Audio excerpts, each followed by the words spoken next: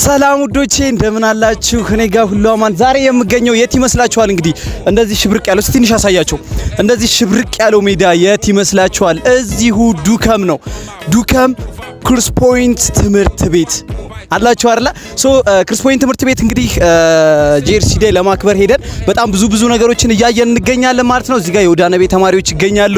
ሾፍ አድርግልኝ እና ምንድነው ክሩስ ፖይንት ኦነሩን እና ዳይሬክተሩን ለማናገር እንደሞከርነው ከሆነ የተለያዩ ኦፖርቹኒቲዎች እንዳሉ በፉትቦል አትሌቲክስ ሊሆን ይችላል፣ ዋና፣ በተለያዩ የስፖርት ዘርፎች ላይ መስራት የሚፈልጉ ወጣቶች እድሎች ወይም ደግሞ ኦፖርቹኒቲዎች ክፍት እንደሆኑ በደንብ አርግተው ሼር ሲያደርጉ ነበር። ከኦነሩ ጋር በደንብ አርግተን አውርተናል። ስለዚህ ዱከምና ደብረዘይት ላይ ቢሾፍቱ ወይም ደግሞ ቢሾፍቱ ላይ የምትገኙ ወጣቶች በሙሉ መታችሁ እድሉን መጠቀም ትችላላችሁ ሲሉ ሼር አርግተውናል ማለት ነው።